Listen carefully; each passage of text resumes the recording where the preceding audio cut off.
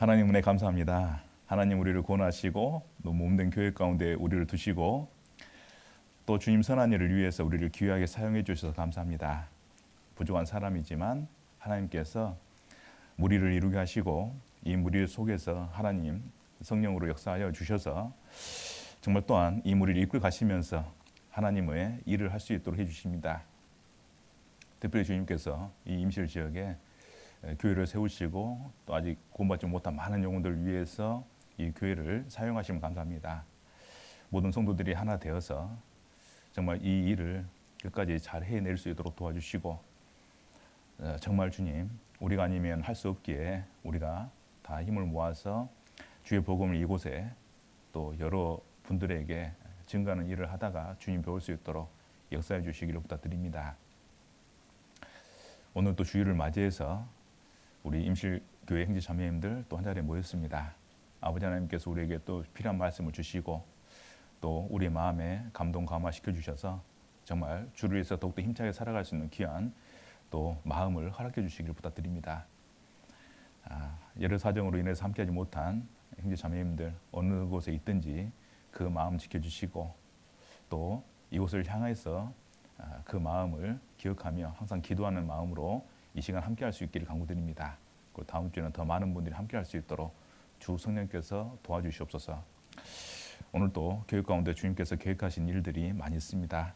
그 일들 가운데 첫 번째로 우리가 말씀을 배우고자 하오니 주님 이 시간 축복하시고 도와주시기를 부탁드리며 우리를 사랑하시는 예수님 이름으로 기도드렸습니다. 아멘.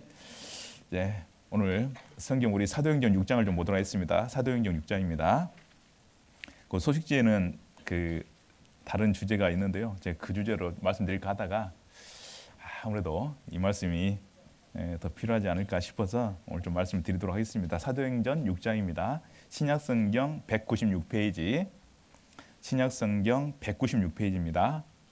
사도행전 6장입니다.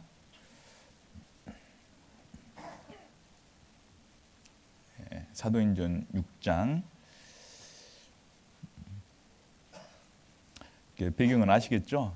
초대교회에서 이제 처음 교회가 생겼을 때 형제 자매들이 함께 있잖아요, 함께. 그거는 이제 지금의 우리 각자 집이 있고 생활을 따로 하지만 사실은 이제 운명 공동체, 생활 공동체로서 이제 교회가 이제 처음 형성됐을 때는 말씀의 공동체뿐만 아니라 모든 것들을 함께 했었는데 그래서 대부분 거의 교회에서 이렇게 아직 교회라고 하기는 아니지만 이렇게 어떤 특별한 장소는 없었지만 계속 어느 지정된 장소에서 모여서 함께 이제 같이 생활했던 거의 대부분 하루를 아마 그렇게 보냈을 거라고 생각합니다. 근데 그때 형편이 안 좋은 분들도 계셨잖아요. 그래서 그분들을 이렇게 도와주는 그런 일들이 아주 필요했는데 그 일을 누가 했냐면 처음에는 사도들이 이제 주관이 돼서 이제 했잖아요.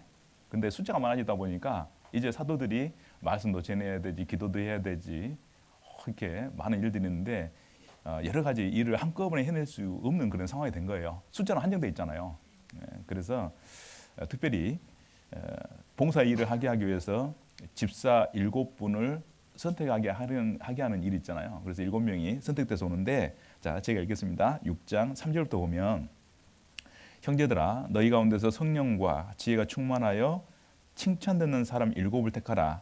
우리가 이 일을 저희에게 맡기고 우리는 기도하는 것과 말씀 전하는 것에 전무하리라 하니, 온 무리가 이 말을 기뻐하여 믿음과 성령이 충만한 사람 스데반과 또 빌립과 브로고로와 니가노르와 디몬과 바메나와 유대교에 입교한 안디옥 사람 니골라를 택하여 사도들 앞에 세우니 사도들이 기도하고 그들에게 안수하니라, 이렇게 되어 있습니다. 그래서 7사람을 이제 택해서 교회 역사 속에서 처음으로 집사 7분을 선택한 거죠. 그래서 그분들이 정말 그 교회를 성도들을 잘 돌보고 도와줄 수 있도록 이제 그 일을 이제 맡기게 됩니다.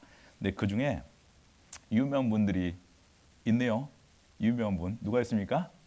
스데반 있고 또 한 분 누가 있습니까?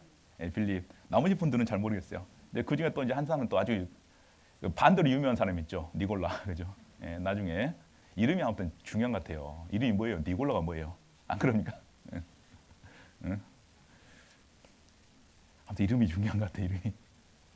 제가 아는 분 중에 이름이 성실이라는 분이 계십니다. 성실.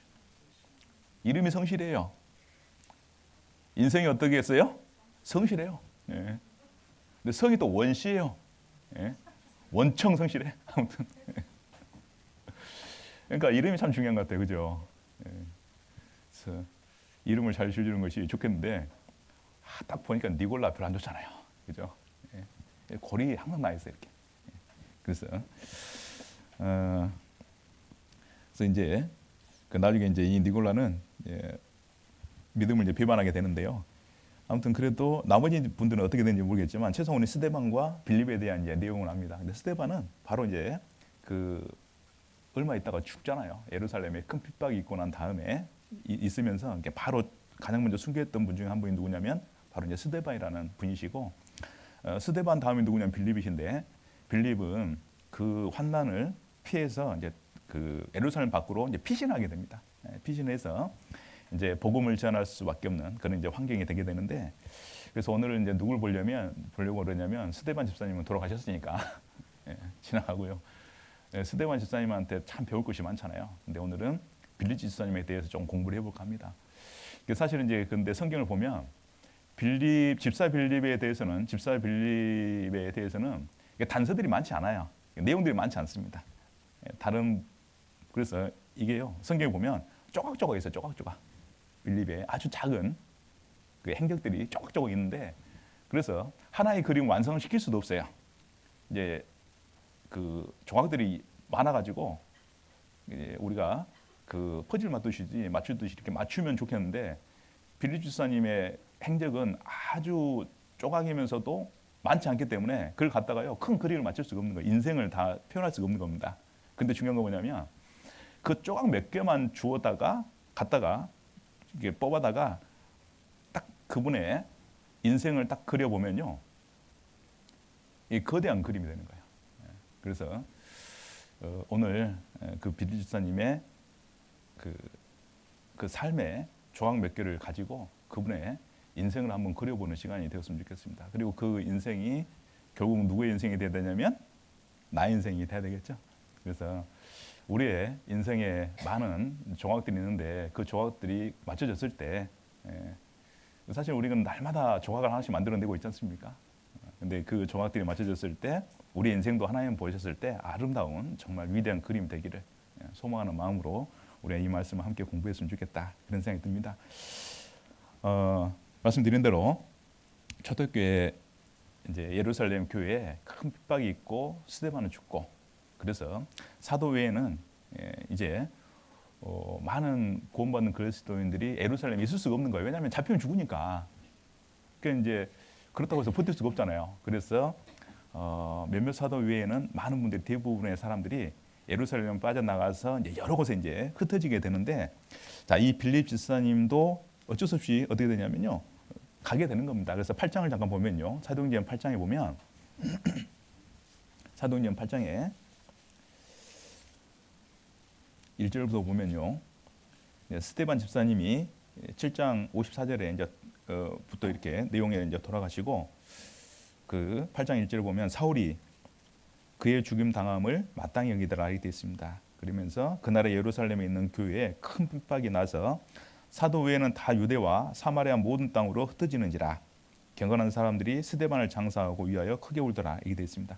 그래서 예루살렘에 이제 큰 핍박이 있다 보니까 이제 몇몇 사도 그 교회를 지켜야 될 최소한의 그 사도들 위에는 이제 다 이제 흩어지게 되는데 사절을 보면요. 그 흩어진 사람들이 두루 다니며 복음의 말씀을 전할세 빌립이 사마리아 성에 내려가 그리스도를 백성에게 전파했으니 이렇게 되어 있습니다.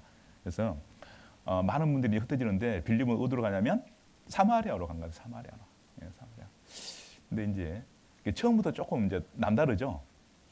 보통 흩어졌으면 어디로 가는 것이 보통 정상이냐면 이제 그 유다 남쪽이나 혹은 갈릴리로 가는 게 이제 정상이겠잖아요. 그런데 그 유대인들이 가장 싫어하는 지역, 그 지역이 어디냐면 사마리아 지역이었잖아요. 그러니까 그 지역에 빌립이 한 거예요. 빌립이.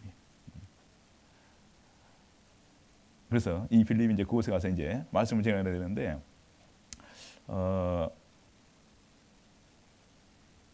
이 빌립이 그곳에 가서요. 원래 빌립은 처음에 집사로 불려지지만 그곳에 가서는 이제 성도들이 있어야지 집사 역할을 할 거 아니에요. 그죠? 교회도 없고 성도도 없고. 그런데 무슨 일을 하겠어요? 그러니까 그러면은 자, 나는 집사니까 이곳에는 교회도 없고 돌봐야 될 성도도 없으니까 그럼 뭐 하고 있으면 돼요? 뭐 하고 있으면 됩니까? 조용히 쉬고 있으면 되잖아요. 얼마나 좋아. 그래 안 그래요? 우리가 꿈꾸는 인생. 좀 쉬었으면 좋겠다. 저희 교회가 오늘 바자회거든요. 맛있는 거 엄청 많은데 제가 이거 왔습니다. 막 어제 막 자르고 볶고 비비고 꼭 그러면서 자기 손 써는 분 계시잖아요. 그래가지고 막 치료하고 한쪽에서는 교회 돌팔 의사들 좀 있잖아요. 그래서 화상 입은 사람들 치료해주고 외상 입은 사람들 다 치료해주고. 그래서 아무튼 어제 돌팔 의사가요. 자꾸 약상자 아예 빼놓고 밖에 앉아 계시더라고 이렇게. 계속 다쳐서 오니까. 그래서 오늘 뭐 엄청 맛있는 거 많은데 제가 이거 왔으니까 점심도 맛있는 거 주세요. 근데 이제 어제 보니까요. 아침에는 막 제가 나가봤더니 아침에는 막 생기가 막 있는 거예요. 자매님들이 너무 막 얼굴이 환해가지고 준비하면서. 근데 오후에 나가봤거든요. 오후에 나가니까 얼굴이 어떻게 되겠어요? 집에 가고 싶어. 집에 가고 싶어. 막 손 붓지, 다리 아프지, 허리 이제 자꾸 하지, 얼굴 팅팅 붓지, 막 머리 아프지. 응? 근데 이제 그걸로 끝나요. 오늘 또 새벽부터 해야 돼요. 오늘이 더 걱정이에요. 오늘이.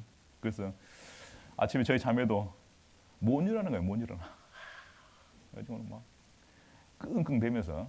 근데 어제 자매님들이 대부분 다 그랬을 거 아니에요. 그래서 아침에 이제 약 먹고 나왔을 거예요. 대부분 다. 자, 그런 자매님들에게 힘이라는 것이 얼마나 그립겠어요. 안 그럽니까? 여기 이제 우리 자매님들 계시지만 일주일 내내 일하잖아요. 안 그래요? 집에서는 일이 왜 그렇게 많은지, 또 교회 오면 또 일이 또 왜 이렇게 많습니까? 또 그러면서도 전도해야 되고 또 봉사해야 되고 갈 것도 많고 해야 될 것도 많고 아이고 또 신경 쓸 것도 많고. 그러니까요 일이 끝이 없어요. 그러니까는 자매님들에게 특히 형제님들보다 더 자매님이 더 심한 것 같아요. 자매님들에게 진짜 이 쉼에 대한 이 열망이라고 하는 건요 진짜 큰 것 같아요. 하루 좀 쉬었으면 좋겠다. 그러니까 그래서 우리가 가끔 교회 일도 없고 개인 일도 없었을 때 하루가 만약에 일이 딱 없다 그러면 마음이 아침부터 행복해 안 행복해요? 행복해. 행복한 거야. 행복해.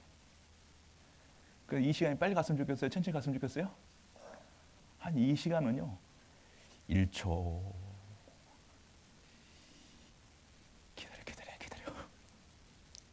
더 기다려 2초 이렇게 갔으면 좋겠단 말이에요. 응? 힘들 때는 1, 2, 3, 4, 4 이렇게 하면 좋겠고. 쉼이라고 하는 것은요 우리가 그러니까 육신이라고 하는 무거운 짐을 짊어지고 살잖아요. 이 육신이 이게 짐이거든요. 이 무거운 짐 그런 게 얼마나 힘들어요. 거기다 일도 많고 또 아프고. 그런데 이 쉼이라 그래서 너무 쉬고 싶은데 이 집사 빌립도 예루살렘에서 얼마나 고생 많이 했겠어요. 근데 기왕 이렇게 쫓겨나서 할 거 없으면 좀 뭐 하고 싶을 수도 있냐면 쉬고 싶을 수도 있겠잖아요. 근데 이 빌립 집사님은 충성이 아주 가득한 분입니다. 집사로 빌립은 부름 받았지만 사마리아 가니까요 집사로 살 일이 없는 거야. 교회가 있고 성도가 있어야지 뭐 돌봐주죠. 그러니까 그분이 거기서 뭐 했냐면 전도하기 시작합니다. 전도하기 시작한 거야. 그래서 그곳에서 이제 전도를 시작하는데 8절에 보면요 이런 말씀이 있습니다. 자, 8절에 그 성에 큰 기쁨이 있더라. 그러니까 빌립 집사님이 사마리아에 들어갔는데 집사님 한 분이 딱 들어가니까 그 성에 뭐가 있었냐면 뭐가 있다 그랬어요? 기쁨이 있다. 기쁨이. 이게 보통 이게 표현이 아닌 거예요. 우리가 그냥 한 줄 그냥 쭉 읽고 넘어갈 수도 있는데요. 그럴 수도 있겠다. 그럴 수 있는데 그게 아닌 거죠.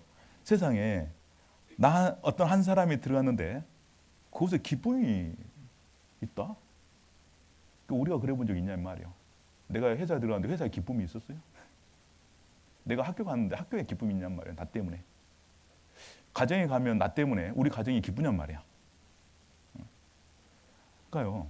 우리는 내 가정 하나도 기쁘지 못하게 할 때가 많거든요. 나 한 사람이 그 학교에 내 직장에 내가 갔을 때도 기쁨이요 넘쳐나지 못할 때가 있어요.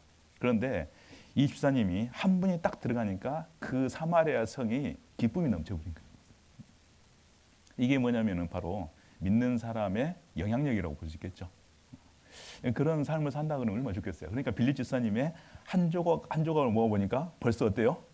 이분의 인생은 보통 인생이 아닌 거예요. 이게 이분의 인생은요 거대한 인생인 거야. 진짜 엄청난 인생인 겁니다. 그래서 집사님이 드디어 뭘 했냐면요, 복음을 전하면서 그들에게, 물론 이제 그 앞에 보면은 병 낫는 은사들을 이렇게 행해서 그분들의 병도 이렇게 낫게 해주지만 결국 가장 큰 기쁨은 뭐겠습니까? 복음 전하는 거죠. 복음 전하는 거. 그래서 느헤미야가 예루살렘에 들어갔을 때 이스라엘 자손을 흥황케 하는 자가 왔다라고 그 지역에 원래 그 이스라엘 대적하는 세력들이요 근심과 걱정을 했잖아요. 그러니까 한 사람 왔는데 그들이 근심과 걱정을 해버렸다니까요. 그리고 보면은 느헤미야의 삶도 정말 대단한 삶인데 정말 그 삶과 비슷한 우리 빌립 집사님의 삶이 정말 우리에게 요 한 말씀에 사실은요 딱 들어가 있는 거예요. 그래서 구원받은 그리스도인의 진정한 능력이라는 것이 무엇일까? 그냥 한 사람이 하나님께 은혜 받고 한 사람이 하나님께 기쁨을 나누고 한 사람이 하나님께 감동받으며 살아가는 것이 구원받은 그리스도인의 최선의 모습일까? 이런 생각을 해보면 그건 아닌 것 같아요. 그래서 나 한 사람을 인해서 나의 가족에 기쁨이 넘치고, 그렇죠? 나 한 사람을 통해서 내 동네에 기쁨이 넘치고, 나 한 사람을 통해서 내가 속해 있는 어떤 직장이나 학교에 기쁨이 넘칠 수 있는가? 거기까지 가는 것이 구원받는 그리스도인의 삶의 모습이 아닐까 생각을 해봅니다. 이게 이제 가족 중에서 가장 먼저 구원받으신 분이 계시잖아요. 있으시죠? 그러니까 근데 내가 구원을 안 받았으면은 우리 가족이 기쁨이 있겠냔 말이죠. 그래서 그 한 사람이 기쁨을 불어 넣었을 때 온 가족이 회복되는 거잖아요. 그렇죠? 내 직장에 들어갔을 때 그 직장에 내가 없었으면 복음 전해줄 사람이 없잖아요. 그러니까 그 복음을 전해주는 그 능력의 삶을 인해서 그 직장에 뭘 불어넣냐면 활력을 불어넣는 거야. 그 전에 저도 이제 강주에서 이제 어렸을 때 신앙생활을 했는데 그 강주에 있을 때 그 학교에 고등학교, 제가 이제 고등학교도 구원을 받았거든요. 근데 그 학교에 그때 제가 이제 저희 고등학교에 몇 명이 그 이제 가끔 모이잖아요. 이렇게 학생 모임을 했거든요. 그러니까 학교 스탠드에서 이렇게 모여서 이렇게 학생 모임을 하는데 몇 명 모이냐면요. 많이 모일 때 30명 모였어요. 한 학교에. 적지 않잖아요. 그럼 광주 시내 학교가 몇 개가 있어요. 고등학교가. 그 저희 또래만 100명이 넘었어요. 저희 또래만. 저희 학번만. 그러니까 세상에 저희 또래만 100명이 넘고요. 명단에 120명인가 130명이 그렇습니다. 교재 나오는 친구들만 해도 한 70명 정도 나왔었어요. 60, 70명이 나왔습니다. 그래서 한 번씩 또래 모임을 하잖아요. 그러면은 거실에 꽉 차요. 엄마들이 가끔 밥을 해주시거든요. 집에 초대해가지고 엄마들 그날 죽습니다. 괜히 오라 그런 거예요. 못 모르고 오라 그래갖고 밥 해주다가 한 40명 밥을 해야 되니 쉽겠냐고요. 그래서 이제 품앗이에요. 품앗이 서로 엄마들이 품앗이 가지고 와서 밥 해주고 그랬습니다. 그러니까 근데 그 30명의 학생들이 그곳에 모이기 위해서는 어딘가 처음 한 사람이 있었을 거 아니에요. 안 그래요? 그 한 사람이 구원을 받고 학교에 와서 친구들을 전도하는데 그 친구들을 전도해서 순식간에 10명, 20명, 30명이 되는 거예요. 그래서 심지어는 저희 학교에도 뭘 만들었냐면요. 그 축구 동아리를 만들었습니다. 그 구원받은 그리스도인 동아리. 이름이 뭐였냐면 실로아며 실로아. 22명이 넘으니까 만든 거예요. 이렇게. 그래가지고 가끔 모여가지고 공도 차고 그랬습니다. 고등학생들끼리. 그러니까 학교가 들썩들썩한 거예요. 저희들 모이면 저희들 뭐냐?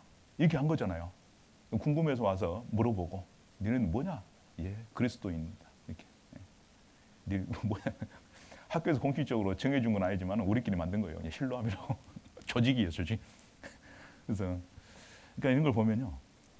그 한 사람, 그리고 그 한 사람이 대충 살지 않았어요. 어디서 살았냐면요. 불같이 전도한 거예요, 사실은. 예.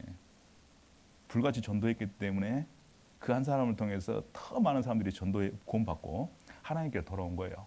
그러니까 어떤 한 사람, 정말 영향력이 있는 하나님을 믿고 의지하는 그 한 사람은요. 정말 큰 힘을 발휘할 수 있습니다. 근데 왜 내가 있는 곳에서는 아무 영향력이 없냐는 거야. 왜 나랑 만나는 사람들이 변화가 없냐는 거야.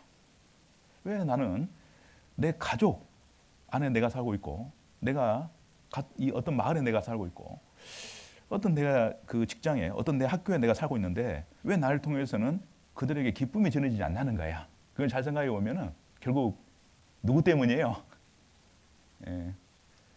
자, 가슴에 손을 이렇게 해보세요. 나 때문이요. 누구 때문이에요? 예. 맞을 겁니다. 예. 안 그럽니까? 내가 좀 더 열심히 했으면 됐어요, 안 됐어요? 가만히 생각해 보니까 이게 그 턱에서 걸렸을 때 한 번만 내가 더 밀었어도 되는 거 있었잖아요, 그죠? 근데 그 턱에서 못 밀고 내가 넘어진 적이 있었어요. 내가 포기한 적이 있다니까요. 한 번 더 탁 밀었으면 됐는데. 예. 그러니까 우리가요. 빌립 집사님은 한 분이셨는데 그 한 분을 통해서 사마리아 성의 복음이 불같이 이르는 거예요. 물론 빌립 집사님 말고도 여러 분들이 같이 들어가긴 했습니다. 하지만 집사님이 특별히요 그 복음 전한 일에 앞장을 쓴 거예요. 앞장. 예. 그래서 그 지역에 복음을 전해준 거죠. 우리가요 우리의 삶이 그냥 지나가도록 버려두는 것이 좋지 않잖아요. 뭔가 어차피 똑같은 거라면 그냥 물을 그냥 흘려 보내다가 나중에 사람들이요 어차피 흘러갈 거 전기나 만들자 해가지고 전기 만들잖아요, 그죠? 그러니까는 뭔가 생산성이 있는 거잖아요. 효과가 있는 것이고. 근데 우리 인생은요 어차피요 가만히 놔두면요 시간이 다 그냥 가요. 어느 사이인가 금방 가버리잖아요. 그러면은 기왕 이렇게 흘러갈 거 뭐라도 하나 해야 될 거 아니에요, 그죠? 뭘 해야 되겠어요? 복음 전하자. 욕 먹더라도 어차피 욕 먹다가요 욕하는 사람도 죽을 것이고, 예. 욕하다가 지치면 해요, 안 해요? 안 할 것이고, 예. 아니 먹을 거면 먹죠, 뭐. 먹어봤자 몇 년을 먹습니까? 뭐 기껏해서 20, 30년 먹겠습니까? 그러니까 우리가 어차피 가는 인생이니까 거기다 뭐 하나 걸어놓고 아무튼요 뭔가 얻어내야 돼요. 예. 그러기 위해서 우리가 아무튼 뭔가 복음에 대한 어떤 집착, 사실은 그런 게 좀 있어야 되지 않을까 싶어요. 근데 이 빌립 집사님은 자기 일이 교회 일인 거예요. 교회 일. 그러면서 자기 일이 뭐냐면 물론 집사로 불림 받았지만 그분은 그 마음속에 어떤 마음이냐면 전도에 대한 열망이 있었던 거예요. 내가 진짜 해야 될 일은 뭐냐면 전도구나는 걸 알고 있었던 겁니다. 가끔요 우리는 교회에서 봉사하면서 마음의 위로를 받는 경우가 있습니다. 그래야 안 그래요? 내가 그래도 전도는 못해도 뭐라고 했어요? 내 봉사는 열심히 한다. 내 전도는 못해도 돈 열심히 벌어서 내 몸에 헌금을 한다. 이런 생각 하시는데 그것도 물론 좋은 생각이긴 하시지만 하나님은 그걸로 만족하시겠어요? 안 하시겠어요? 그렇지 않습니다. 예. 그래서 우리가 때로는 교회에서 열심히 봉사하고 또 돈을 벌어서 열심히 헌금도 하고 기도도 열심히 하고 말씀도 열심히 보지만 그걸로 하나님을 100% 만족시킬 수 있는 것이 아니라 하나님이 가장 기뻐하는 건 뭐냐면 복음 전하는 것이라는 것을 잊지 않고 우리가요 이 일에 정말 매진해야 돼요. 예. 그러니까 빌립이 그 마음이 있었던 거죠. 그리고 또 하나는 빌립이요 이제 사마리아성에 복음 전하니까 이제 성도들이 이제 모이기 시작합니다. 교회가 이제 형성이 되죠. 그래서 이제 재밌어요. 복음이 잘 전해지면 재미있어요, 없어요? 재밌죠. 재밌죠. 이제 재밌습니다. 그러면 이제 한참 재미 붙였을 때 누가 그걸 못하게 하면 좀 당황스럽잖아요. 근데 이 빌립 집사님이 사마리아에서 이제 복음 전하면서 이제 복음이 이제 막 이제 성장해 가는데 이제 재밌죠. 그런데 갑자기요 하나님이 빌립 보고 뭐라 그럽니까? 그곳을 떠나라 그럽니다. 어디로 가냐면 가서로 내려가는 길로 가라 이렇게 이야기를 해요. 자, 그래서 26절 보면요, 사도행전 8장 26절에 보면 주의 사자가 빌립더로 일러 가라사대 일어나서 남으로 향하여 예루살렘에서 가서로 내려가는 길까지 가라 하니 그 길은 광야라 이게 됐습니다. 그런데 보세요. 그런데 빌립은 어떻게 했냐면 갔어요. 근데 이제 제가 이제 글을 재보니까요, 사마리아에서 예루살렘에서 가사로 내려가는 길까지 직선거리가 한 130km 됩니다. 옛날에 길이 꾸물꾸물했잖아요. 최소한 200km 이상이거든요. 200km 이상을 어떻게 했냐면 걸어간 거예요. 그리고 이 사마리아 성에서 내가 할 일이 없는 것도 아니에요. 할 일이 많잖아요. 지금 잘 되고 있으니까 더 즐겁잖아요. 그러면은 하나님 어떻게 하셔야 되냐면 빌립이 지금 잘하고 있으니까 조금 기다려줘도 되잖아요. 그죠? 그리고 잘 봐요. 예루살렘에서 가사 내려가는 길이니까 저쪽 북쪽에 있는 사마리아에 있는 빌립을 불러다가 쓰는 게 편하겠어요. 그냥 예루살렘에 있는 사도들 불러서 쓰는 게 편하겠어요. 예. 사도가 낫잖아요. 가깝고 더 능력도 있을 수 있고 그렇잖아요. 그러니까 사도 보내든지 아니면은 그 아래 베들레헴도 있고 그 근처에도 구원받은 그리스도인들이 있고 말씀 전해줄 사람이 있을 텐데 굳이 하나님은 누굴 불렀냐면 빌립을 불러가지고 그걸로 보낸 거예요. 이렇게. 근데 중요한 건 뭐냐면 빌립은 갔어요, 안 갔어요? 갔어요. 이게 중요한 거예요. 간 거예요. 자기가 하던 일 딱 접고 뭐 했냐면요, 하나님의 말씀 순종해서 그거 간 거예요. 가면은 다시 올 수 있다는 보장도 없습니다. 이 간 거예요. 예. 그게 뭐냐면요, 진짜 순종인 거예요. 예. 연말 되면은 이제 임원 선정을 하잖아요. 임원 선정 하는데 우리는 내심 뭐가 있냐면요, 내가 하고 싶은 일이 있어요. 그래 안 그래요? 어떤 분은요, 안 했으면 하는 분들 계셔요. 그동안 고생했잖아요. 젊은 사람들 어떤 형제, 어떤 자매가 하는 게 더 좋지 않겠냐 이렇게 생각하는 분이 계시는데 아니죠. 하나님이요, 어디로 가라 그러면 가는 거예요. 저는 이제 제가 교회학교를 고등학교 졸업하면서부터 이제 교회학교를 시작했거든요. 교회학교 그래서 아주 오랫동안 했습니다. 지금도 이제 교회학교 담당으로 이렇게 하다 보니까 매일 자주 이제 계속해서 교사들 만나고 학생들 만나고 그렇게 이제 지내고 있어요. 근데 제가 교사에 대해서 처음에 이제 기도할 때 이렇게 기도하고 교사를 시작했거든요. 하나님,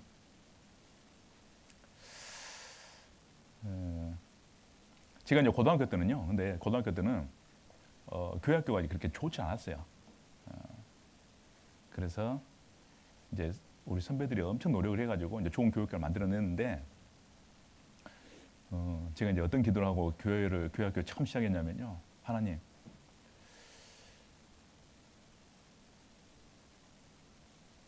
이 교사 직분을 하나님이 제게 소명으로 준 걸로 제가 믿습니다. 그러니까 하나님이 저를 옮기기 전까지는요, 제 발로는 안 옮기겠습니다. 이렇게 이제 각오를 하고 이제 들어온 거예요, 사실. 그래서 내가 목사님 찾아가가지고 목사님 저 이제 그만하랍니다 하는 안 하겠다. 그래서 만약에 하나님이 너 교육교 그만하고 다른 거 해라 이렇게 하면요, 순종하겠지만 제 발로는 안 바꾸겠습니다. 왜 그러냐면은 그런 각오 없이는 못 해요. 지금도 그렇지만은 그때도 얼마나 힘들었어요. 그냥 일주일 내내 이제 애들한테 매달려 살아야 되잖아요. 말씀 연구해야 되고 애들 챙겨야 되고 또 학교 수양이나 전도 집회하면 2달씩 묶여 있어야 되고 힘든 거 뻔히 아니까.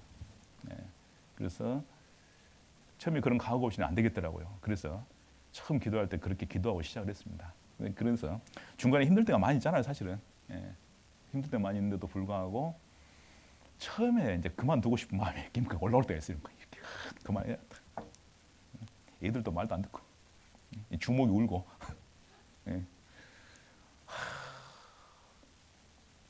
그래도 이제 그때는 이제 두들겨 팰수라도 있으니까 처음 두들겨 팼죠.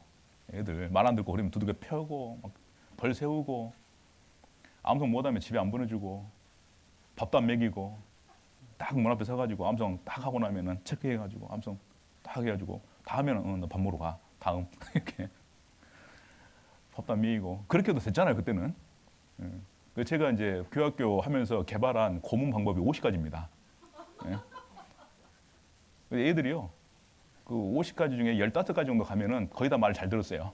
왜냐면 고통스럽거든요. 그래서 야, 전 좀 세진다. 그러면 애들이 막 겁을 먹어요. 아, 선생님 그러지 마세요. 이제 그래서 그 50가지를 다 시연해보지 못했어요. 보통 15가지 정도 가면 애들이 거의 말을 잘 들었어요. 예. 근데 이제 언젠가부터 애들 때릴 수도 없고, 혼내면 애들이 삐지고. 우리 학생들 안 그러죠? 응? 우리 애들은 그렇더라고. 삐져. 그래가지고요. 어떤 애가요? 뭐라 그러냐면, 저 상처받았어요. 그러더라고. 왜? 상담하는데, 선생님 저 상처받았어요. 왜? 선생님 저한테 함부로 말해요.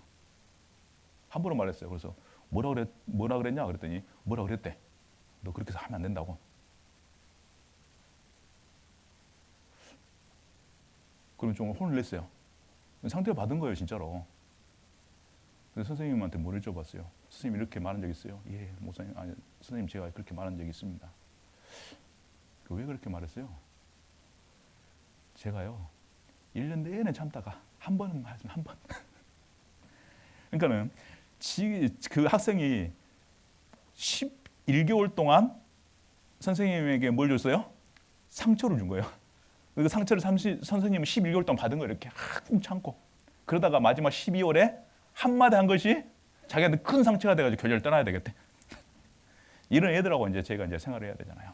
이게 말이 안 되잖아요. 이게 얼마나 힘들어요.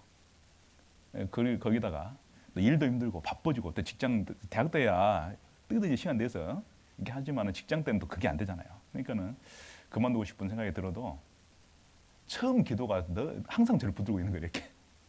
그러니까 우리가 뭐 봉사 시작할 때 기도를 좀 세게 하세요. 가능하면. 처음에요. 주님 죽어도 하겠습니다. 이렇게 하면 안 되고요.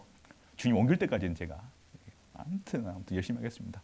기도를 딱 해버려야 돼. 그래야죠. 이게 하나님의 약속이니까 제가 만약에 그 기도 안 했으면 이제 중간에 몇 번 그만뒀을 거예요 아마. 그래서 근데 이게 빌립 집사님도요. 근데 그렇게 내가 좋아하는 일을 하는데 가끔 교회에서 그 일 그만두러 갈 때가 있잖아요. 거의 그만두고 이제 구역에서 봉사해라. 다른 곳에서 봉사해라. 이렇게 할 때가 있는데 저는 진짜 얘들 좋았거든요. 진짜로. 지금도 물론 좋아하지만 얘들 너무 좋고 가르치는 걸 좋아하고 힘들지만 그래도 감사했고 그런데 그 아이들을 떠나라고 했을 때요. 한 번도 토를 달아본 적이 없어요. 진짜 실제로. 근데 신기한 건 뭐냐면 가라고 해놓고는 또 안 가게 하거든요. 가라고 해놓고는 처음에는요 다 이렇게 어디 구역장 어디 뭐 회장 이렇게 옮겨놔요. 그러놓고는 마지막에 딱 발표할 때는 뭐예요? 다시 교회 학교. 그러니까 한 번도 안 바뀌더라니까요. 참 신기해요 그것도. 근데 만약에 내가 목사님 못 가겠습니다 해가지고 못 갔으면 어떻게 했을 것 같아요? 은혜가 안 됐을 거 아니에요.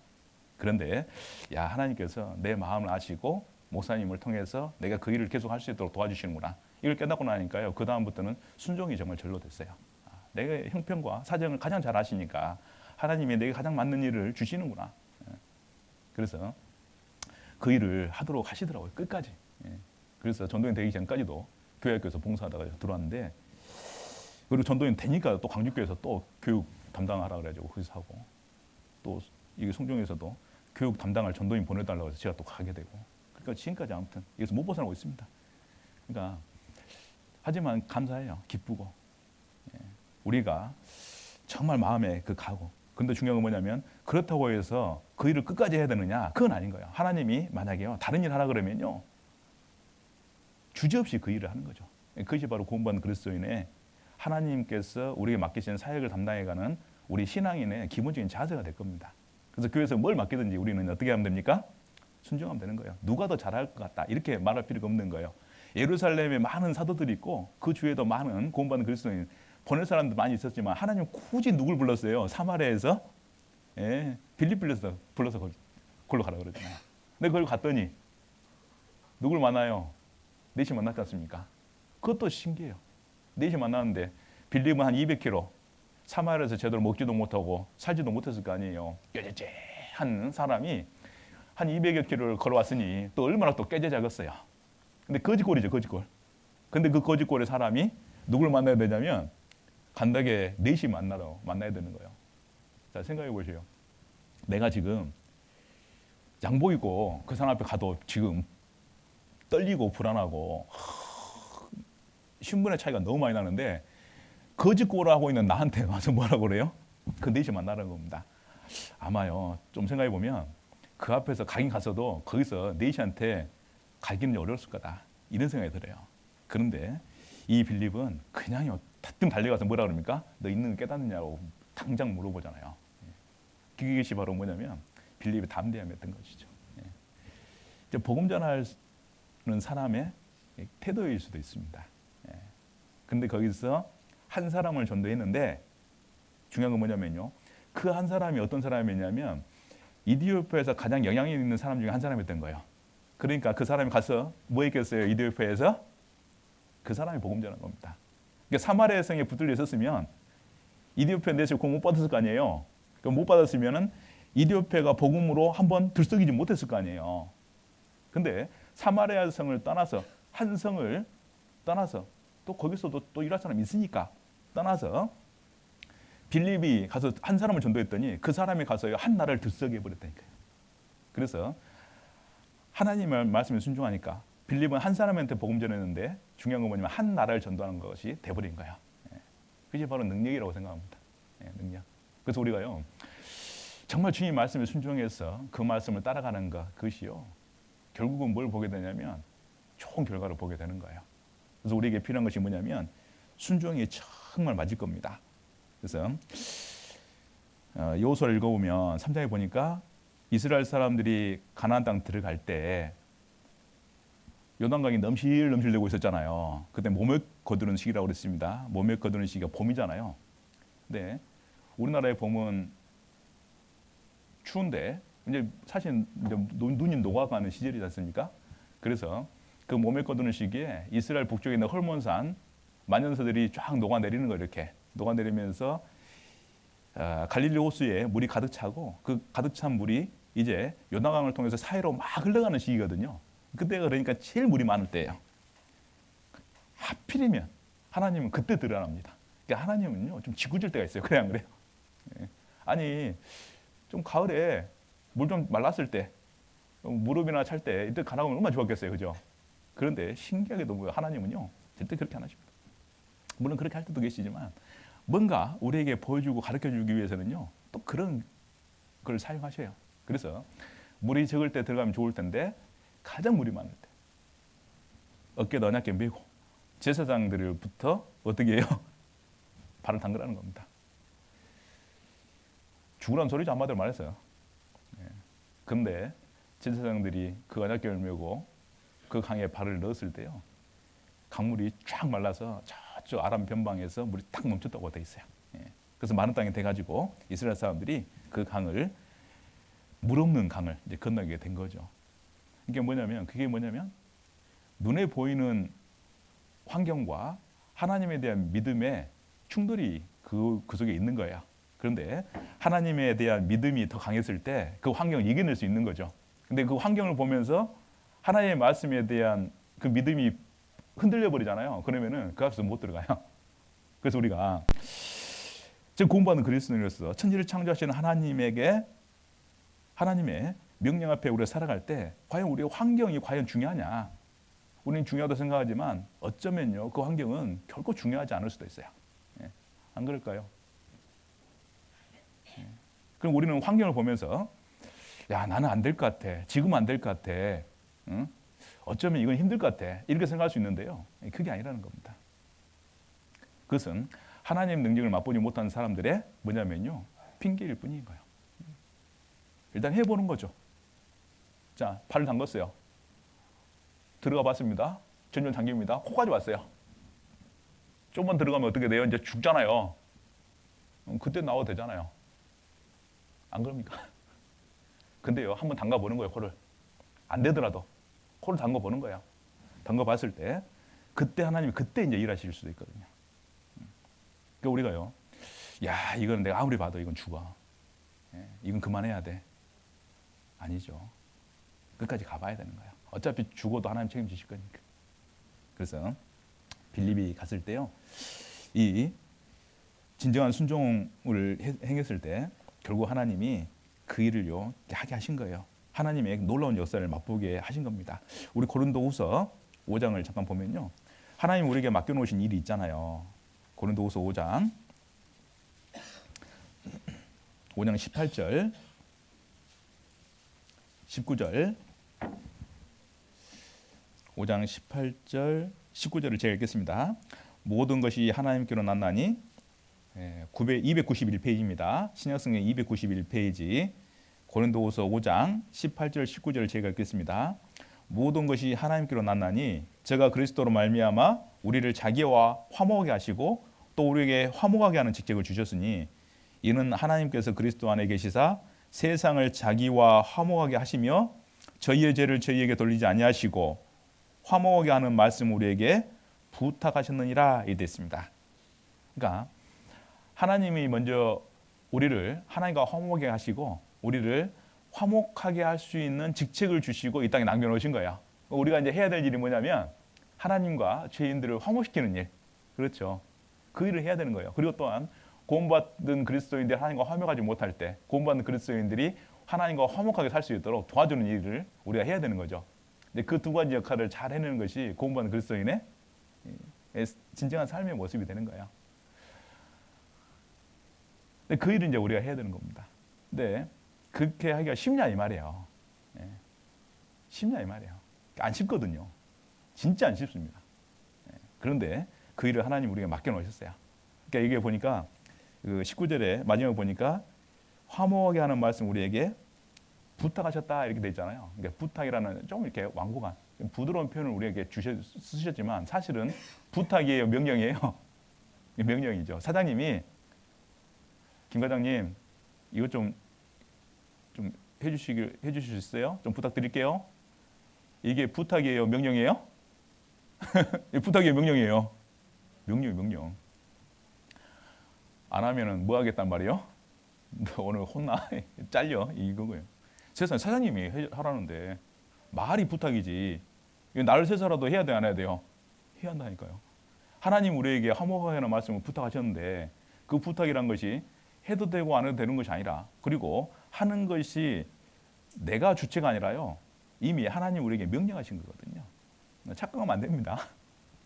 착각하면 안 되는 거예요. 그래서 자 바울이 그래서 그 일을 하기 위해서 뭐 했어요? 그 6장 4절에 보면 우리 모든 일에 오직 모든 일에 하나님의 일꾼으로 자천하여 많이 견디는 것과 환난과 궁핍과 곤난과 매맞음과 갇힘과 요란한 것과 수고로움과 자지 못함과 먹지 못함과 이런 삶을 스스로가 자천해서 사신 분이 누구냐면 바울인 거예요. 그렇죠. 그러니까 부탁이라 그러면 적당히 해도 될 겁니다. 이거 좀 부탁해. 그러면요 그냥 적당히 해도 될 거예요. 그런데 꼭 해야 될 거라면은 적당히 할 수가 없겠죠. 그러니까 바울은 여기다는 부탁이라고 말씀드렸지만 사실은요 이게 하나님의 명령인 걸 알고 있었던 거예요. 그러니까 어떤 고난과 환난 속에서도 그 일을 하려고 최선을 다해서 노력한 거예요. 노력. 그러다가 자기 인생을 그 은혜 가운데 마감하게 된 거죠. 그래서 우리는요 하나님의 명령에 의해서 순종하는 삶. 빌립 집사님이 정말 처음부터 성령과 말씀과 성령이 충만했던 그런 분이기도 하시지만 그 인생 자체가 항상 무슨 인생이냐면 하나님의 일에 던져진 인생이었다는 것. 그래서 그 인생 전체를 다 볼 수는 없지만 한 부분 살펴보면 그 몇 조각 되지도 않은 그 인생을 이렇게 보면요, 맞춰보면요, 그 인생이 거대한 신앙의 역사였다는 것. 그래서 우리가 한번 그림으로 우리 마음속에 한번 그려볼 필요가 있겠다 싶습니다. 자, 그래서 우리 8장 40절 다시 가보겠습니다. 8장 다시 가보면요. 그래서 이제 빌립이 이제 거기서 이제 이디오피아 내시에게 복음 전하는 다음에 자 그러면 다시 이제 사마리아로 갔냐? 그게 아니에요. 결국 하나님의 성령의 인도하심을 따라 간 겁니다. 그러니까 빌립은 사실 자기 의지가 없이 산 거예요, 사실은. 그러니까 하나님이 맡겨준 것에 일에 대한 의지만 있었지 자기 의지가 없는 거예요. 일 끝났으면 다시 예루살렘에 가든지 혹은 자기가 방금 복음 전했던 사마리아로 다시 가고 싶은 그런 마음도 있을 수 있잖아요. 그런데 빌립은 그런 의지가 없어요. 오로지 하나님 말씀에 순종해서 하나님 말씀 따라가는 그 의지만 강했던 겁니다. 그래서 그 40절을 보면요. 8장 40절. 빌립은 아소도에 나타나. 그 아소도시 블레셋의 도시 중에 하나지 않습니까? 지금 요즘 가자지구 이스라엘하고 굉장히 전쟁을 많이 하고 있는데 그 동네입니다. 아소도에 나타나 여러 성을 지나 다니며 복음을 전하고 가이사랴에 이르니라 이렇게 되어 있습니다. 그래서 이 빌립이 그 예루살렘에서 사마리아 가는 길을 가사 가는 길에서 넷이 만나서 구원받게 하고 난 다음에 그 서쪽으로 좀 더 이동한 거예요. 서쪽으로. 그래서 지중해 쪽으로 서쪽으로 이동해 가지고 해안가로 내려간 겁니다. 그래서 처음에는 블레셋 지역에 가서 복음 전하다가 이제 해안가를 통해서 해안을 통해서요. 예루살렘 이스라엘 서쪽 해안을 통해서 쭉 타고 올라가다 보면 이제 사마리아 바로 옆에 이렇게 옆쪽으로 쭉 꺼보면 서쪽으로 꺼보면요, 그 가이사라는 동네가 있습니다. 예, 항구 도시거든요, 항구 도시. 그런데 그 가이사라가 아주 좀 특별한 곳이긴 해요. 왜냐하면 이스라엘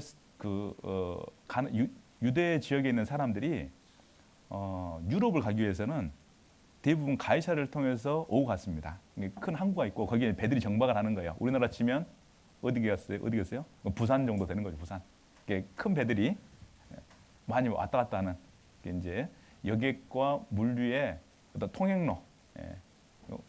전라도에는 이제 광양이나 물류는 광양에 있고 여객은 목포에 있잖아요. 이렇게 해서 오고 가는 어떤 그런 이제 항구 도시 중에 하나가 가이사라에 있습니다. 그래서 그곳에 이제 하나님이 빌립을 데리고 가서 그곳에 이제 정착하게 만듭니다. 근데 그 후로는 이제 내용이 없어요. 9장 이후로는 빌립에 대한 내용이 쭉 없습니다. 그런데 어디서 등장하냐면 다시 이제 21장에 등장하게 되는데 한번 가보도록 하겠습니다. 21장에 이제 그래서 이제 그 후로 빌립은 이제 가이사랴에 갔다는 것까지만 말씀하시고 그 후로는 그의 행적은요 전혀 찾아볼 수가 없어요. 이제 조용합니다. 근데 그때 빌립 다음에 베드로와 사도 바울의 이제 복음 전하는 역사가 이제 쭉 있는 거죠. 그래서 20장에 이제 마지막 전도 여행 끝내고 바울이 3차 전도 여행 끝내고 돌아오는 과정이 이제 20장이고 21장이 바로 뭐냐면 바울이 전도 여행 다 끝내고 예루살렘 이스라엘에 도착한 내용이 바로 21장에 나오는데요. 그 21장에 보면 자 7절에 보도록 하겠습니다. 7절에 보면 이제 바울이 돌아오는 내용이에요. 두로로부터 수로를 다 행하여 둘레마에 이르러 형제들에게 안부를 묻고 그들과 함께 하루를 있다가 바울을 이야기하는 겁니다. 이튿날 떠나 어디로 갔냐면 가이사랴에 이르러 7 집사 중 하나인 전도자 빌립의 집에 들어가 유한이라 이리 됐습니다. 그러니까 드디어 다시 이제 빌립이 다시 이제 21장에 등장하는 거예요. 근데 그때 누구랑 등장하냐면 바로 누구랑 등장해요? 바울과 함께 등장하게 됩니다. 바울과 함께 이 빌립이 바울과 연관돼서 등장하게 되는 거예요. 근데 그 전에 바울은 빌립과 바울이 처음에는 어떻게 만났냐면 뭘로 만났냐면 원수로 만났대요. 원수로. 그래서 바울은 빌립을 죽여야 될 사람이고 빌립은 바울을 피해 다녀야 될 사람이거든요. 그래서 만나면 서로 죽고 죽이는 이제 일이 있는 거예요. 근데 지금 이곳 21장에서는 뭘로 만났어요? 이 형제로 만난 거예요. 형제로. 형제로. 그래서 회개한 바울이 그 후로 이방인의 사도가 돼서 열심히 지중해를 정말 자기의 연못 삼아서 그것을 오고 가면서 열심히 3번이나 복음 전하고 돌아오는 길에 이제 드디어 이제 빌립을 만나게 되는데 이 빌립이 그러니까 왜 바울이 갔냐면요. 가이사라가 말씀드린 대로 대부분의 예루살렘을 유다를 가는 사람들이 이 가이사라를 통해서 왔다 갔다 했다고 되어 있지 않습니까? 그래서 많은 여행객들이 이 가이사라를 통해서 왔다 갔다 하는데 자 그러면 우리가 생각해 보면요. 복음 전하는 사람들도 어디를 통해서 갔겠어요? 복음 전하러 다니는 사람들도 가이사라를 지나가는 거예요. 가이사라를. 그래서 항상 복음 전하는 사람들이 북쪽 수리아 지역으로 올라갈 때도 가이사라를 통해서 올라가고 배 타고 지중해를 넘어서 복음 전하러 갈 때도 어디를 통해서 가냐면 가이사라를 통해서 왔다 갔다 하는 겁니다. 그러니까 전도하는 사람들이 가장 많이 통행했던 곳이 어디냐면 가이사라였던 거예요. 근데 그곳에 하나님 누굴 보내놨냐면 빌립을 보내는 거예요. 빌립을. 그러면 빌립이 그동안 한 20년 동안 그곳에서 뭐하고 있었겠어요? 놀았겠어요? 예, 그곳에서 전도하고 교회를 만들고 가이사랴 교회를 형성하고 그곳에서 오가는 많은 전도자들 그리고 형제 자매들의 뭐가 되냐면 안식지가 되어준 겁니다. 그러니까 20년 동안 뭐하고 살았냐면 그 일하고 산 거예요. 그러니까 오늘 또 누가 왔어요? 그 많은 사람들 중에 바울이 온 거예요. 바울이. 그래서 그곳에서 빌립 집사 집에서 또 몸과 마음을 힘을 얻고 예루살렘에 올라가서 이제 죽어야 되니까 그곳에서 위로받고 이제 올라간 거예요. 그래서 예루살렘에 또 올라갔다가요. 바울이 그곳에서 잡혀가지고 결국은 바울 죽이겠다는 사람들이 40여 명이 바울 죽기 전에 먹지도 않고 마시지도 않겠다라고 하는 각오가 있어가지고 그때 이제 부랴부랴 다시 바울을 안전하게 지키기 위해서 보낸 곳이 되면 또 가이사랴입니다. 그래서 가이사랴에 와가지고요. 가이사랴 감옥에서 몇 년을 지내게 되냐면 2년을 지내게 돼. 2년을. 그 2년 후에 이제 로마로 압송되게 되는데 그 2년 동안 바울을 돌봐준 사람이 누구겠습니까? 성경에 나오진 않지만 누구겠어요? 빌립이 있어요. 빌립이 돌봐줘요. 그래서 이 빌립이라고 하는 분은요. 성경에 많은 내용은 없지만 그분의 등장부터 그 과정 속에 하나의 그냥요 조각 같은 과정들을 보고 마지막 하나의 또 마지막 조각을 딱 붙여주는데 그 과정을 쫙 보니까 이거는요 이게 보통 인생이 아닌 거예요. 진짜로 보통 인생이 아닙니다. 그래서 이 빌립이요 얼마나 하나님께 귀하게 쓰임받고 하는지 몰라요. 그 어느 사도 못지않게 정말 크게 쓰임받고 하신 분이 누구냐면 빌립입니다. 성경에는 그렇게 많은 분량이 나오진 않고 그래서 우리가 빌립을 아주 그 바울처럼 모범적으로 이렇게 볼 수도 없을 수도 있겠지만 사실은 빌립 집사님도 좀 못지않게 정말 훌륭하신 분이고 정말 이 복음을 위해서 초기에 교회 초기에 기독교 복음의 역사의 초기에요 가장 희생했던 분 중에 한 분이 누구냐면 빌립인 거예요. 그리고 또한 그 빌립이 한 가지 또 했던 일이 뭐냐면요. 그 9절에 보도록 하겠습니다. 9절에 보면 그에게 딸 넷이 있으니 처녀로 예언하는 자라 일이 됐습니다. 빌립에게는 아들이 있는지는 모르겠지만 딸 넷만 있었던 것 같아요. 아들에 대한 언급이 없는 거 보니까 딸 넷이 있었는데 사실 과거에 딸 못 나면 어떻게 돼요? 이거 참 여기 어머니들 계시지만 아들 낳은 어머니들은 목에 힘주고 다니는데 아들 못 낳은 어머니들은 어떻게 동네에서 어떻게 해요? 동네에서도 부끄러워서 다니기가 힘들어요. 시어머니는 맨날 저거 아들도 못 낳은 것 하면서 구박만 하고 아들이 책임져야 되는데 며느리 보고 괜히 너무 힘들게. 그래서 우리나라에서도 아들 못 낳으면 큰 죄였는데요. 이스라엘에서 아들 못 낳는 것은요, 이거는요, 진짜 이거는 부모의 죄라고 생각했던 겁니다. 근데 빌립은 아들을 못 낳았던 것 같아요. 딸만 넷 낳았습니다. 근데 중요한 건 뭐냐면요. 자, 옛날 같으면은 지금이야 딸이야 딸도 가르치지만 과거에 딸 가르쳐요, 안 가르쳐요? 딸은요, 그냥 적당히 키워서 빨리 씹어내버린 것이. 그게 이제 우리나라만 그랬겠냐고요. 예루살렘도 이스라엘도 또 마찬가지입니다. 우리나라보다요 더 딸에 대해서 귀하게 생각하지 않았던 곳이 바로 이스라엘이에요. 남존 여비 사상이요 아주 강했던 거예요. 이스라엘에서 여자는요 거의 비슷해요. 뭐하고 비슷하냐면 네 발로 걸어다니는 것하고 비슷했어요.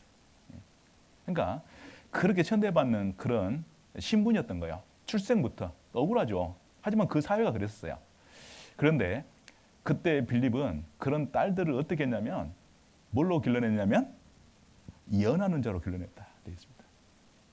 예언하는 자로. 그러니까 빌립은 집에서 자기 역할, 복음 전하는 일, 성도들 섬기는 일, 오가는 여행자들, 복음 전하는 사람들을 도와주고 이런 일뿐만 아니라 뭐도 잘했냐면 가족도 잘 돕았던 거예요. 그래서 딸들이지만 그 딸들을 뭘로 만들었냐면 하나님 앞에서 예언하는 훌륭한 신앙인들로 만들어낸 겁니다. 그거 보세요. 빌립의 삶 속에서 잘못된 것이 하나도 있냔 말이에요. 다윗은 심지어 다윗도요. 자식 교육 제대로 못해가지고 줄줄 다 죽어버렸어요. 첫째부터 중간에 셋째 빼놓고 줄줄 다 죽어버렸어요. 엘리도 봐요. 자식들 교육 잘못 시켰지 않습니까? 그러니까 외적으로는 잘하고 다른 거 다 잘하는데 중요한 건 뭐냐면 자식 교육하기 진짜 힘들거든요. 근데 이 빌립 지사님은 다 잘하고 뭐까지도 잘했어요? 자식 교육까지 잘해요. 야, 이게 빌립 보면서요. 제가 빌립에 대해서 묵상하면서요. 제가 이런 생각을 했어요. 이야, 빌립처럼 못 살겠다. 어떻게 이런 거 완벽할 수 있냐 이 말이에요. 이 대단하다.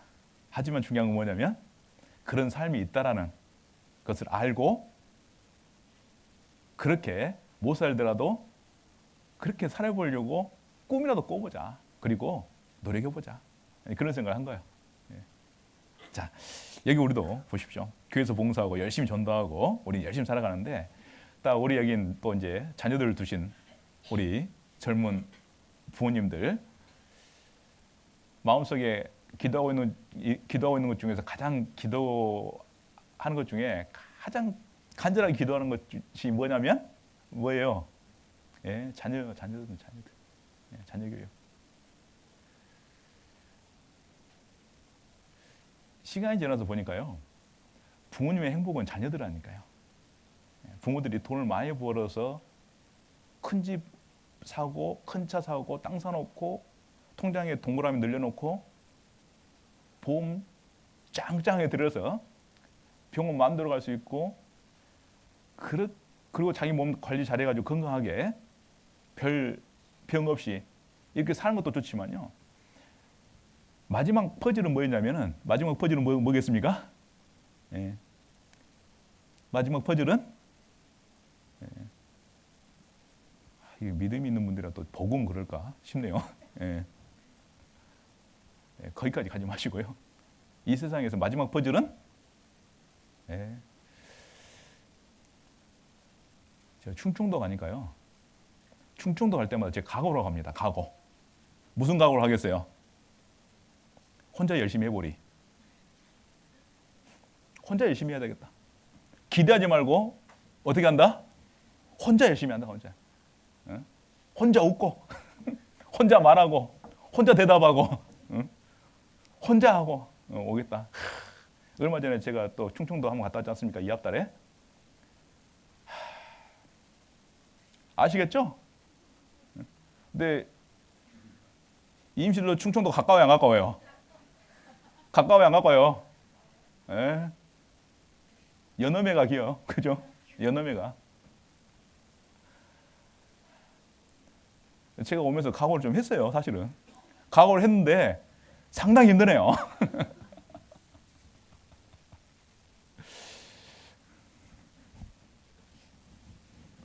말투도 비슷해요. 예. 임실은 충청 북도하고 가깝죠? 그런가요? 남도로 가까운가요? 여기도 남도로 가깝네요. 예. 제일 가까운 충청도가 어디예요, 여기서? 금성이요? 금산. 금산이 가깝구나. 예, 아무튼. 다음부터는 우리 송정에서 5명 데리고 와야 되겠어요. 대답 좀 하라고, 앞에서는. 저희 송정도 대답 많이 안 하거든요. 그런데 그나마 하는 동네거든요. 근데 참 진짜. 자, 마지막이니까요. 한 번만 물어보겠습니다. 마지막 퍼즐은 뭡니까? 예, 자녀죠, 자녀. 딱 2분 이야기해 주시네요. 감사합니다. 큰 복 받으실 거예요. 하나님의 은혜와 축복이 함께 하시길 바랍니다. 대답하신 분들. 예, 자녀죠. 다 괜찮은데요. 자녀가 신앙에서 멀어지고 무너지잖아요. 그럼 부모에게 행복이 얼굴에 항상 수심이 가득합니다. 저도 저희 교회 보면요. 육신적으로는 부러울 것이 없는 분들이 있어요. 근데 그분들 중에서요. 자녀들이 이방 결혼을 하고 서울로 대학 가더니 서울로 대학 갔으니까 잘 갔잖아요. 서울 대학도 어디 이상한 대학 말고 우리가 아는 대학들 그런 대학 가거든요. 방금 말씀하신데 이런데 그 쉽게 가잖아요. 사실은 조금 쉽게 갈 수 있는데 근데 남들이 어렵게 가서 그러지. 그런 데 가거든요. 그러면 처음에 갈 때는 얼마나 대단했냔 말이에요. 자랑하고 우리 아들 이번에 Y대 갔다. Y대 와이셔츠대. 응? 응? 막 이러면 좋아요. 막 K대 막 그런 데 갔다고 막 좋아하거든요. 그럼 은근히 어깨 으쓱해요. 그런데 한 3, 4개월 지나서요. 방학 때요. 애가 안 보여요. 안 왔어요? 왔어요. 교회 안 나와요? 바쁘대요. 가서요. 별걸 다 배운 거야. 그래야 그때부터 코가 쪽 빠져. 학교 좋은 데 나오면 뭐 할 거예요? 신앙생활 안 하는데. 졸업했습니다. 직장 가면 이제 끝이에요. 끝. 영혼이 빠이빠이. 어느 사이인가 이방 이성 만나가지고 사귀고 있고 결혼하고. 근심이에요, 근심. 그냥 육신적으로의 부를 곳이 하나도 없다니까, 진짜로. 그런데 중요한 건 뭐냐면 자녀가 그러니까요. 그렇게 보기가 어렵더라고요, 진짜로. 교회 와서도 힘이 하나도 없어요. 쭉 빠져가지고. 물론 이제 다독이면서 말씀드리죠. 자녀는 그러더라도 어머니가, 아버지가 정말 또 교회 안에서 열심히 살으셔야 또 자녀들이 나중에 고난이 당연히 오니까, 안 그렇습니까? 고난이 오게 되면 당연히 그때는 누구 찾겠어요? 또 하나님 찾을 텐데, 그때 부모님들이 신앙생활 열심히 하고 계셔야 부모님들이 그 통로가 돼줄 거 아닙니까? 그러니까 열심히 사십시오. 이렇게 말씀드리지만 그렇다고 해서 또 마음이요 이렇게 막 불같이 일어나기가 좀 쉽지 않아요. 그래서 마지막 퍼즐은 정말 우리가 자녀가 잘 되는 것인데 그 마음을 자녀들은 몰라요. 중요한 건 모르더라고요. 저도 아들, 딸을 키우고 있지만 모르더라니까요. 근데 언제 하냐면요. 고등학교 3학년 때 알대요. 고등학교 3학년 때. 왜냐하면 이제 정신이 든 거거든요. 근데 그때 알 때가 되면요. 나름대로 신앙을 또 해 나가더라고요.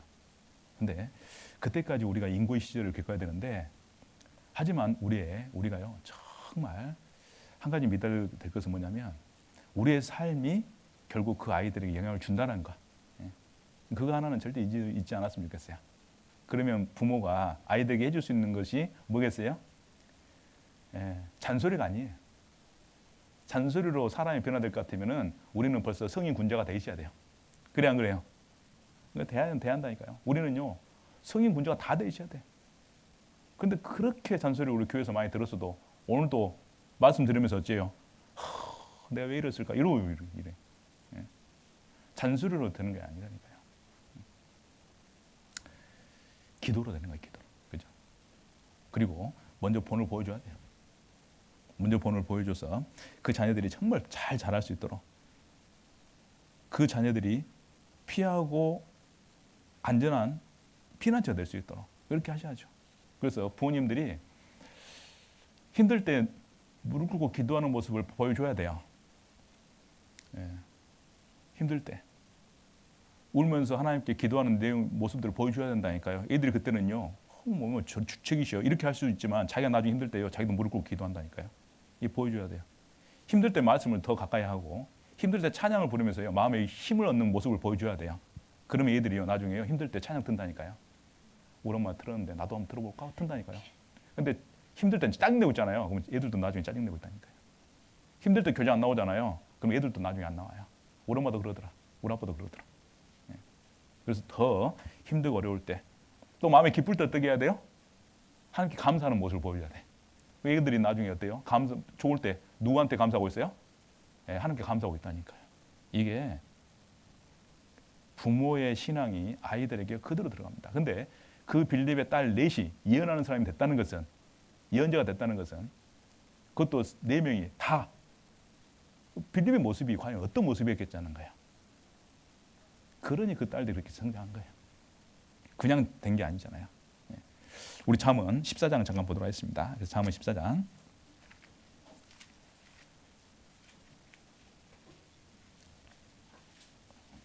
잠언 14장 26절.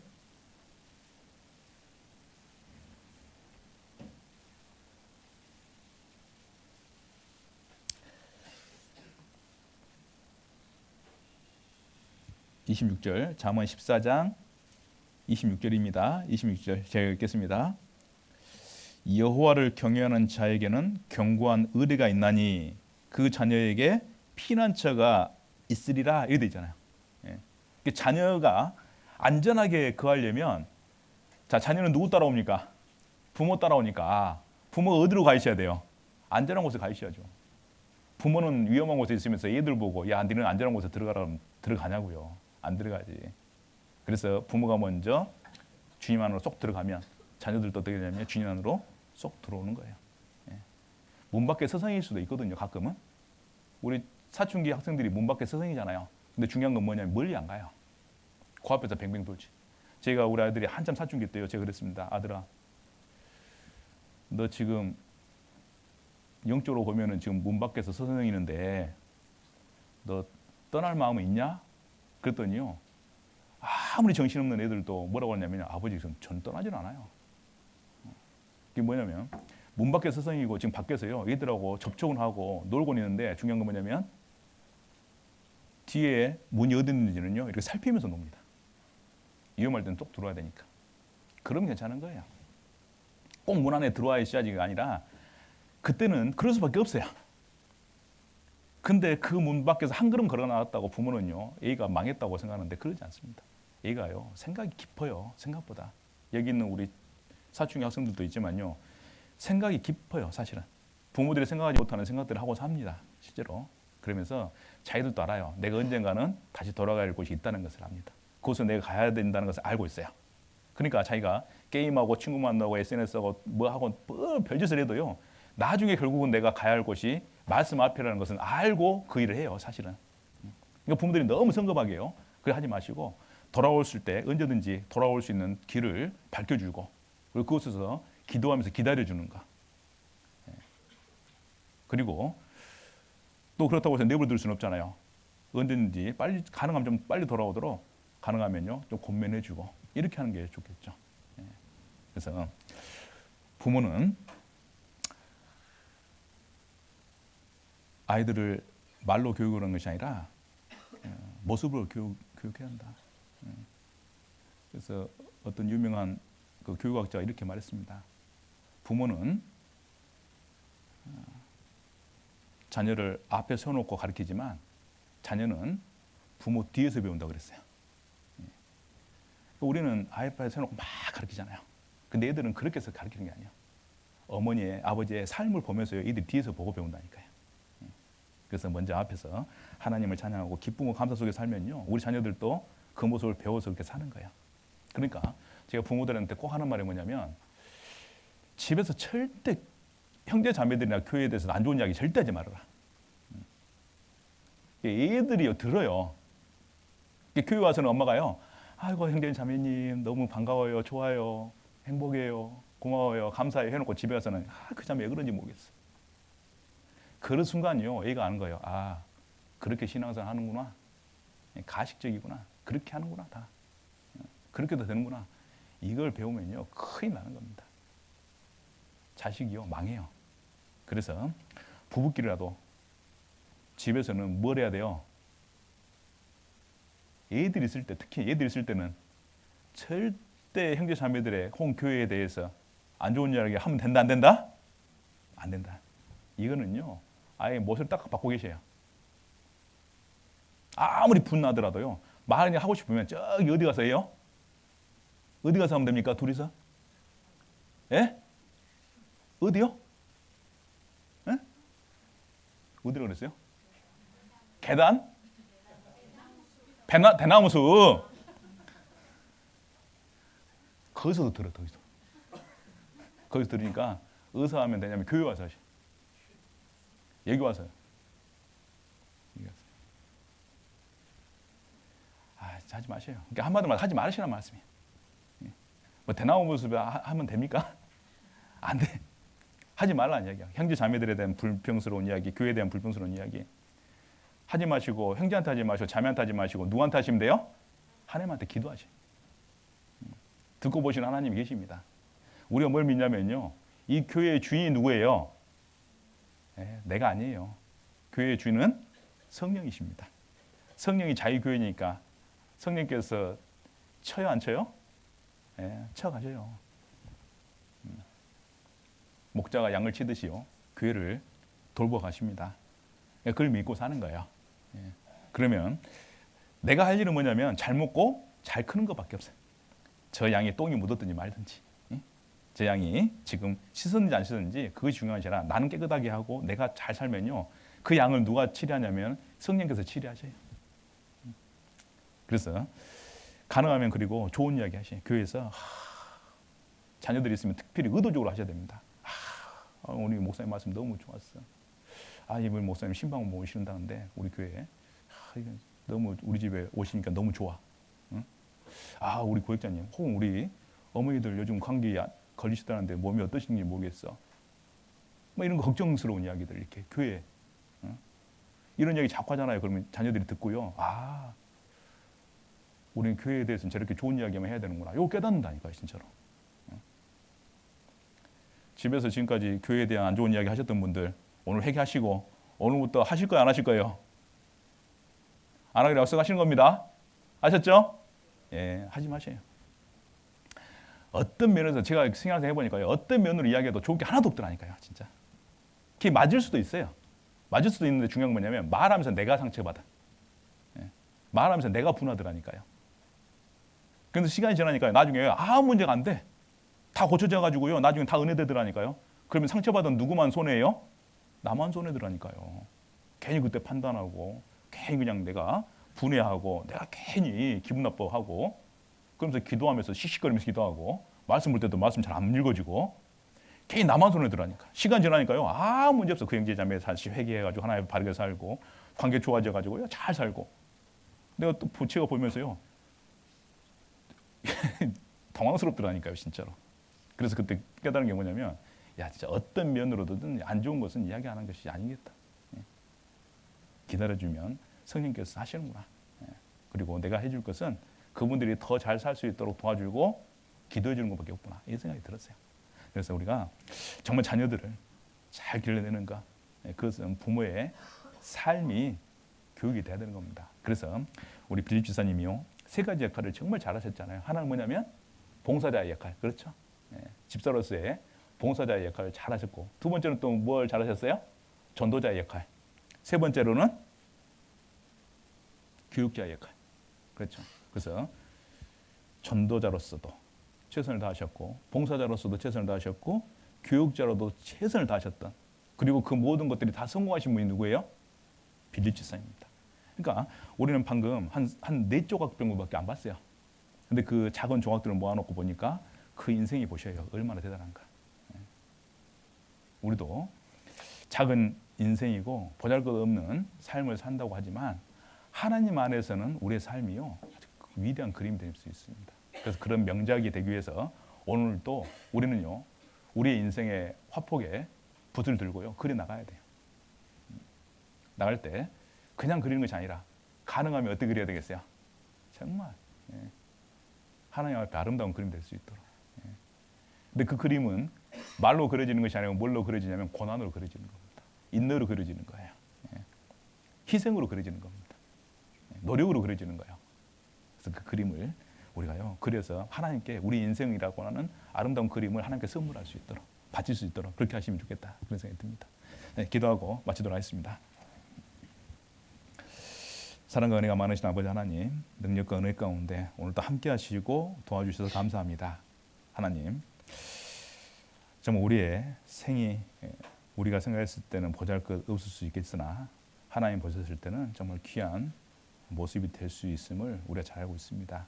하나님 도와주셔서 우리의 삶도 하나님께 드려지는 아름다운 삶이 될 수 있도록 도와주시고 그 삶은 정말 여러 가지 힘들고 어려운 과정들을 통해서 그려짐을 우리가 기억할 수 있도록 도와주시옵소서. 하지만 아름다운 그림 하나를 만들기 위해서 오늘 또 우리가 정말 그 고난을 당함을 그리고 인내하고 수고해야 됨을 정말 거부하지 않고 당연히 그 삶을 그려나가는데 필요한 것임을 우리가 인정하고 우리가 그것을 마땅히 받아들일 수 있도록 도와주시기를 부탁드립니다. 정말 우리 임실교회 모든 형제 자매님들이 하나 되어서 정말 주님의 교회와 복음을 위해서 함께 수고하며 살아가는 교회가 되게 하시고 계속해서 성장해 나가는 교회가 될 수 있도록 주 성령께서 도와주시옵소서. 12월 있는 마지막 대집회도 주님 함께 주셔서 정말 우리 자매 형제 자매님들 한마음 한뜻으로 이번에 전도해서 정말 마지막 추수의 이 기회를 그냥 보내지 않고 많은 열매들을 추수할 수 있도록 주 성령께서 함께 해주시길 부탁드립니다. 오늘 또 귀한 시간 함께 해주신 은혜 감사드리며 우리를 사랑하시는 예수님 이름으로 기도드렸습니다. 아멘.